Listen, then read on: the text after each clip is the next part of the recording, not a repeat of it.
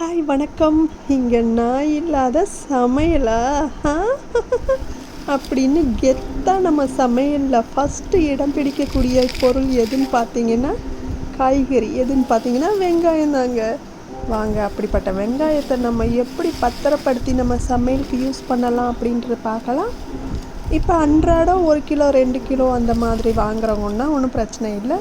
இது வந்து நாங்கள் மூட்டை நிறைய ஒரு மூட்டை வாங்கி வச்சுக்கிருவோம். 3 மாதம் 4 மாதம் அந்த மாதிரி வச்சுக்கிறதுக்காக ஒரு மூட்டை ஃபுல்லாக வரும் எங்களுக்கு. அந்த மூட்டையில் உள்ள வெங்காயத்தை பத்திரப்படுத்துறது தான் பெரிய கதையே. மழை காலம்னாலும் சீக்கிரம் அழுகி போயிடும், வெயில் காலம்னா சீக்கிரமாக காஞ்சு போயிடும். அதனால் நம்ம பத்திரமா வைக்க வேண்டியதுதான் நம்ம பொறுப்பு. இங்கே பாருங்கள், ஒரு மூட்டை ஃபுல்லாக வெங்காயம் இருந்துச்சுன்னா அதில் முக்கால்வாசி வெங்காயத்தோல் தான் இருக்கும். வெங்காயத்தோலையும் கூட நம்ம செடிகளுக்கு போடலாம்.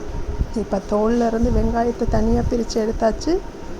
இதை வந்து நல்ல ஒரு தண்ணி இல்லாத சணல் சாக்கு கீழே விரிச்சிருக்கேன் பாருங்கள். அந்த சணல் சாக்கில் கொட்டி நம்ம வைக்க போகிறோம். முக்கியமாக இதை வந்து காற்றோட்டமான இடத்துல வைக்கணும். நல்ல காற்றோட்டம் அங்கே இருக்கணும். இப்போ நான் சிட்டியில் இருக்கிறதுனால வேறு வழி இல்லை, நான் இப்படி தான் வச்சு ஆகணும். ஊர் பக்கமாக இருந்தால் காற்றோட்டமாக வைக்கலாம். இப்போ நான் பாருங்கள், சணல் சாக்கில் வெங்காயத்தை போட்டு இந்த மாதிரி பீரோவுக்கு கீழே தள்ளி வச்சிடுறேன். வேறு இடம்னா வெளியில் நடக்கிற வழி, வீடு அது மாதிரி தான் இருக்கும். அதனால் நான் வந்து பீரோவுக்கு கீழே இடம் இருக்கும். அப்புறம் பார்த்திங்கன்னா அந்த ஜன்னலுக்கு கீழேலாம் ஸ்டூல் வச்சுருப்போம் இல்லையா, அந்த மாதிரி இடத்துகளில் நான் வந்து வெங்காயத்தை பத்திரப்படுத்தி வைப்பேன். ஒன்றுமே ஆகாது, சூப்பராக இருக்கும். வெங்காயத்தில் வந்து தண்ணி பற்றாமல் பத்திரமா பாதுகாக்கணும். நம்ம ஒரு வெங்காயத்தில் அழுகி போன மாதிரி தண்ணி பட்ட மாதிரி இருந்துச்சுன்னா அதை உடனே எடுத்து வெளியில் போட்டுறணும்.